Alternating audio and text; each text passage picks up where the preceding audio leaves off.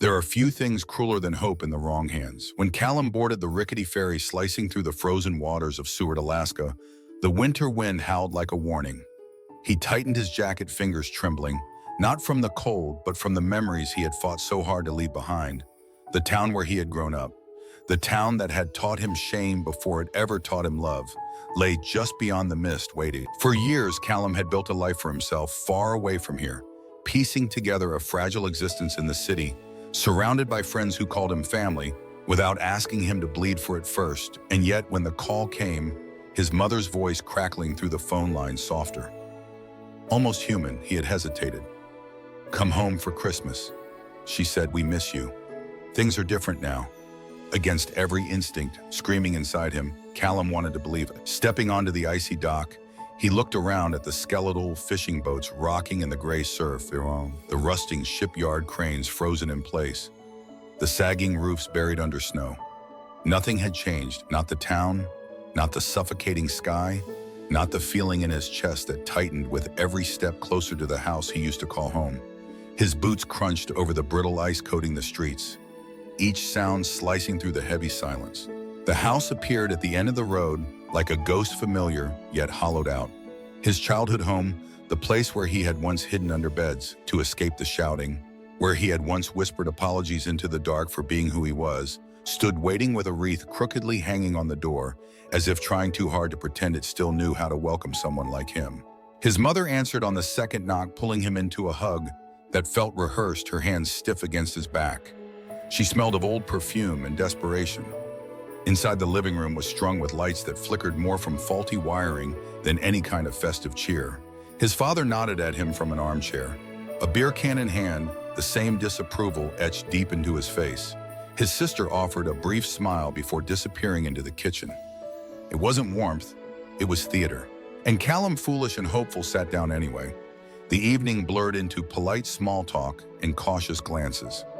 They asked about his job, glossed over any mention of his personal life, and filled the spaces between questions with discussions of church bake sales and the cost of heating oil. Callum answered carefully, steering away from anything that might prick the balloon of this fragile truce. Maybe he thought this could work. Maybe the past could stay buried beneath the snow. But when the conversation shifted and his mother leaned forward, voice dropping into something syrupy and too careful, Callum's stomach tightened. She spoke of hard times, of the family business, failing of the town, turning its back on them. They needed help, she said. Not much, just a signature, a small favor.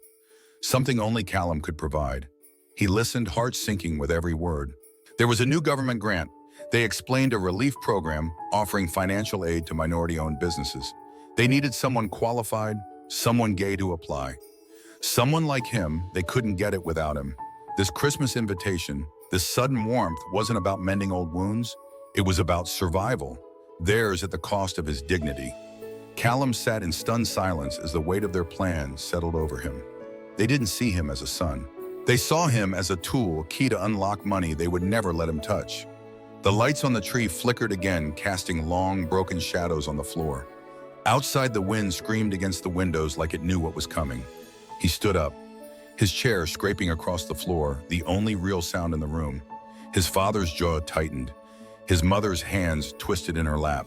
Callum met their eyes, saw nothing but expectation and entitlement staring back at him. Without a word, he turned and walked toward the door. The world outside colder, but somehow more honest than the one he was leaving behind.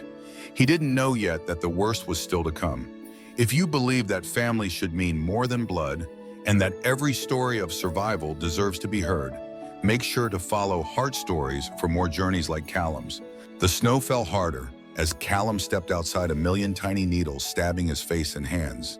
He didn't look back at the house. He couldn't. He walked until the lights of his childhood faded into the storm, until only the howling wind and the crunch of his boots kept him company. Refusing them had felt final, like cutting an invisible tether that had held him in place his whole life. He thought it would feel freeing. Instead, it felt like falling. Callum shoved his hands deeper into his pockets, realizing too late that he hadn't even grabbed his heavier coat before storming out. The thin jacket he wore was soaked through in minutes.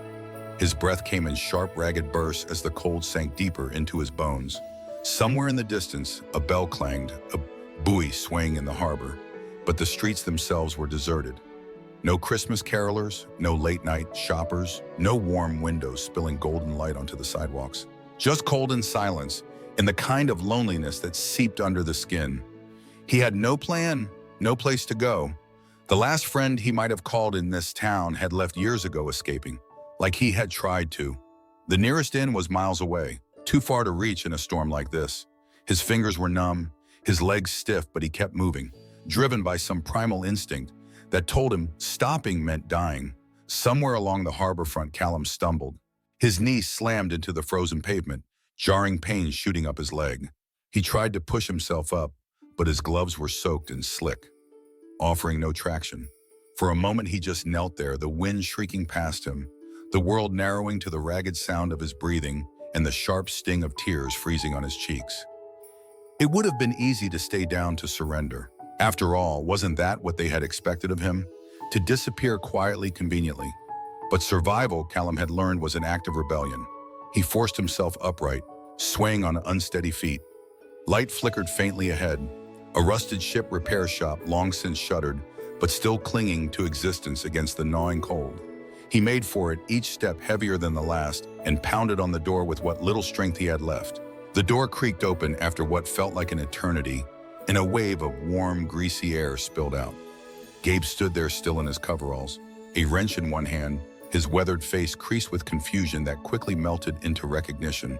Without a word, he reached out, grabbed Callum by the arm, and pulled him inside. The warmth hit Callum like a blow, painful against his frozen skin. He staggered, and Gabe caught him, steering him toward a battered couch near a propane heater. Someone shoved a blanket into his hands. Voices murmured around him, young, wary, cautious, but no one asked questions. No one demanded explanations. This was not the polished safety of a charity shelter or the well-lit halls of some nonprofit. This was survival at its most raw, battered sofas, dragged from curbsides, a space heater working overtime, pallets stacked to form makeshift beds. The faces around him were young, hollow-eyed, wearing clothes too thin for the weather, but they were alive. They were here. And for the first time in days, Callum stopped shivering, not from the heat, but from the realization that maybe, just maybe, he was not alone. Gabe sat down across from him, handing him a chipped mug of something hot and bitter. No lecture, no judgment, just the simple offering of warmth from one human being to another. "You'll stay here tonight," Gabe said finally, his voice low and matter-of-fact, "long as you need." Callum could only nod, overwhelmed by the weight of it all. The betrayal, the cold, the aching raw gratitude that someone, anyone, would choose to help him without asking what he could offer in return. That night, curled up under a threadbare blanket in a warehouse filled with lost souls and second chances, Callum let himself believe that this Christmas might not end in tragedy. He listened to the creaking beams overhead, the murmur of quiet conversations, the crackle of the heater working against the storm. Outside, the world was still frozen and hostile. Inside, for the first time in years, Callum felt something dangerously close to hope stirring in his chest. He didn't know what tomorrow would bring. The path ahead was still buried under layers of uncertainty and fear. But tonight, he had found a place to rest, a place to begin again. He closed his eyes, letting the exhaustion pull him under, knowing that when morning came, he would find a way to rebuild. Not for them, not to prove anything, but for himself, and this time he wouldn't let anyone steal that from him. In the weeks that followed, Callum began to stitch together a new rhythm inside the battered walls of the shipyard warehouse. Mornings were spent repairing broken space heaters and patching leaks in the ceiling alongside Gabe and the others. Evenings brought quiet conversations, shared meals scavenged from donations, or discounted grocery bins, and the slow weaving of trust among people who understood too well what it meant to be discarded. For the first time since he could remember, Callum felt useful without having to earn it with pieces of his soul. Hope was a fragile thing, but it was growing. Gabe had taken him under his wing, teaching him not just survival, but how to envision something more. A place where others like them could find safety before the world tried to crush them. Together, they started sketching plans for Harbor Haven, a shelter built not out of charity but out of understanding. Callum threw himself into it with a hunger he hadn't realized he was carrying, clinging to the idea that maybe, just maybe, he could build something better than the life he had been given. He was sorting through donated supplies one afternoon when the knock came at the side door. Gabe opened it to reveal two police officers, their faces unreadable beneath the brims of their hats. Callum, wiping his hands on his jeans, felt the first chill of dread slither up his spine before a single word was spoken. They asked for him by name, calm official voices explaining that he needed to come down to the station to answer some questions about a financial investigation. Callum stood frozen, confusion and fear battling in his chest. He hadn't done anything. He had barely set foot outside the warehouse except for supply runs and odd jobs around the harbor. Gabe placed a steady hand on his shoulder, but Callum nodded numbly and followed the officers out into the biting wind. At the station, seated under the sterile hum of fluorescent lights, Callum learned the truth. His parents had filed for a federal grant under his name, a six-figure amount meant for LGBT-owned small businesses. His forged signature was neatly stamped across the documents. The bank account listed belonged to his father. They had done it without his knowledge, but the law didn't care about intentions or betrayal. The only thing that mattered was whose name was on the paperwork. Callum tried to explain, voice shaking with the effort to stay calm, but the officers were already skeptical. To them, he looked like just another desperate case, another fallen son trying to claw something back from the wreckage of his life. The betrayal cut deeper than any insult or beating he had ever endured. They hadn't just abandoned him. They had set a trap and waited for him to step into it, released on the condition that he remain available for questioning. Callum stumbled out of the station feeling like he had been hollowed out from the inside. The snow had started again, soft and relentless, coating the world in a thick white silence. At the warehouse, Gabe met him with a cup of strong coffee and a look that said he didn't need explanations. Callum sat in the corner for a long time, the mug growing cold in his hands, the future unraveling in front of him. If the charges stuck, he could face prison.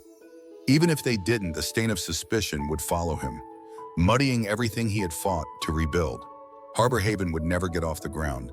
His chance at a new life would be buried under lies he hadn't even told. The worst part wasn't the legal threat. It was the realization that his parents had looked at the wreckage of his life and decided it was still worth using one more time. They had waited until he was most vulnerable, until he was just starting to believe in something again, and they had struck a voice inside him, the old voice, the one that had always whispered he wasn't enough, begged him to give up, to let it crush him. After all, wasn't that what he deserved for believing he could ever outrun where he came from? But somewhere deeper, buried beneath the wreckage, a different voice stirred, angrier, stronger, a voice that said he had survived too much to be taken down by them now. He set the mug down carefully, his hands steady for the first time that day. This wasn't the end. Not yet. The days that followed blurred together, a brutal dance of fear and resolve. Callum spent hours locked in cramped rooms with volunteer lawyers from a local advocacy group who had agreed to take his case pro bono after hearing the truth. They pored over every scrap of paperwork, searching for cracks in the web of lies his parents had spun around him. Sleep came in fragments, short, restless bursts between meetings and phone calls, and every moment was haunted by the looming threat that everything he had clawed back could be ripped away again. Gabe and the others never once treated him like a burden. They kept space for him, fed him when he forgot to eat, pressed warm mugs into his hands when the tremors returned. They didn't ask him to be strong, they simply stayed. And in those moments, Callum realized that family wasn't who shared your blood. It was who stayed to fight beside you when the world tried to tear you apart. Evidence began to surface, small and fragile, but undeniable. Gabe had security footage from the night Callum was thrown out, or proof he had no access to the documents his parents submitted. A neighbor testified, seeing his father boast drunkenly about the genius plan to use Callum's name without him even realizing. Bits and pieces, threads that could be woven into a rope strong enough to pull Callum back from the edge. Still, doubt gnawed at him. The system was not made to believe people like him. A gay man with no formal address, no traditional job, no family willing to vouch for him. He was easy to discard, easy to blame. The court date loomed closer, and with it a pressure that threatened to crush what little remained of his battered heart. Callum found himself back at the shipyard one night, standing alone at the edge of the frozen dock, staring out across the black, restless waters. The sky above was a brutal slate gray, the stars hid in the horizon, lost in mist.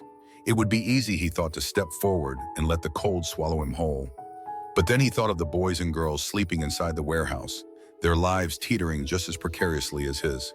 If he gave up now, what would that say to them? What would it say about every battle he had survived just to make it here? Survival, he remembered, was an act of rebellion, And rebellion meant fighting even when the odds made you sick with fear. He turned away from the water. The morning of the hearing, Callum stood outside the courthouse in a borrowed suit 2 sizes too big, his hands shoved deep into his pockets to hide their shaking. Gabe clapped a heavy hand on his shoulder, the gesture wordless but full of faith. Inside, the courtroom buzzed with a quiet, poisonous tension. His parents sat across the room, whispering to their lawyer or avoiding his gaze. His mother's face was a careful mask of wounded dignity. His father wore the same hard scowl that had been carved into his features for as long as Callum could remember. The proceedings were slow, bureaucratic, suffocating. Callum's town lawyer laid out the evidence piece by painstaking piece, while the prosecution tried to paint him as a co-conspirator who had turned against his own family out of spite. When the footage of him being shoved into the street with nothing but the clothes on his back was played, an audible murmur rippled through the small courtroom. It was impossible to watch and still believe he had been a willing participant. Impossible to see the way his father's hands shoved him, the way his mother slammed the door, and not understand exactly who they were. The neighbor's testimony sealed it. Under oath, she described overhearing the boasts, the slurred laughter about how Callum would never know until it was too late. When the judge finally dismissed the charges against him, Callum didn't feel triumph, he felt hollow, as if the battle had left so many pieces of him scattered on the courtroom floor that he wasn't sure what remained. His parents did not look at him when they left the building. They didn't apologize. They didn't plead. They simply walked past him like he was invisible, the way they always had, long before any betrayal was written down on paper. Callum stood there for a long moment, the icy wind peeling at his borrowed coat, the sky above him cracking open to let a sliver of cold sunlight through. He had won, but the victory tasted like ash. Still, it was a beginning. He turned away from the courthouse steps toward Gabe, toward the friends who waited for him, who had shown up even when he had nothing left to offer but the battered pieces of his hope. This time he wasn't alone, and this time he would not let them down. Not ever again. Spring came late to Seward, creeping in under the heavy snow like a secret ice still clung stubbornly to the harbor. But here and there cracks formed. Sunlight glinted off the wet roofs. The sharp, punishing winds softened just a little. In the shadow of the shipyard, the warehouse that had once been a forgotten ruin now pulsed with life. Walls were patched and painted. The battered propane heaters were replaced with real insulation. Bunk beds lined one side of the space, each with fresh bedding, donated by people who had once turned away, but now offered what little they could. A handmade sign hung over the door, painted in careful strokes, Harbor Haven. Callum stood just inside the entrance, watching the group of kids sprawled across the common room, laughing over a board game someone had salvaged. Their faces were tired but alive. They carried their bruises, some visible, some hidden, but they had found their way here, just like he had. And here they weren't burdens, they weren't mistakes, they were survivors. They were family. It hadn't been easy. The first few months had been a brutal lesson in compromise and perseverance. Permits had to be fought for. Supplies begged and bargained for. Skepticism from the town was slow to thaw, but thaw it did in time. A few shopkeepers began leaving donations on the step. The local library offered free reading programs. A retired teacher came by twice a week to tutor anyone willing to learn. Callum worked without stopping, without letting himself rest too long, afraid that if he paused, the weight of everything would catch up and crush him. Gabe was always nearby, a silent anchor when the nights got too dark. There were setbacks, moments when old doubts crept back into Callum's mind, whispering that he was an imposter, a broken thing, trying to build a home out of ruins.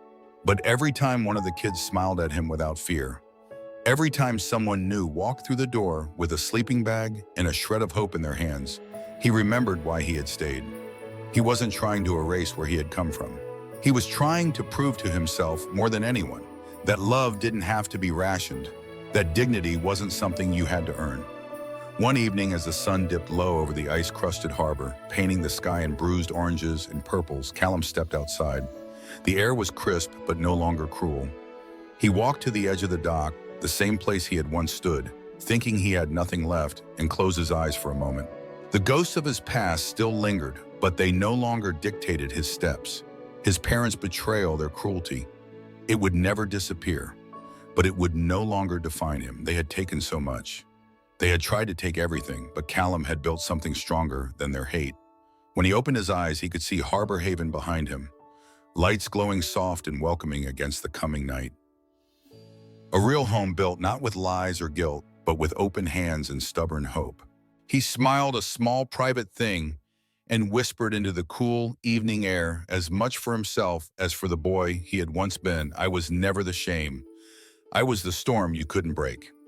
Have you ever found family where you least expected it, or had to rebuild your life after being betrayed by the ones you trusted most? Share your story in the comments. We would love to hear it. And if you believe that every survivor deserves to be seen, heard, and celebrated, make sure to subscribe to Heart Stories for more journeys like Callum's. Your story matters.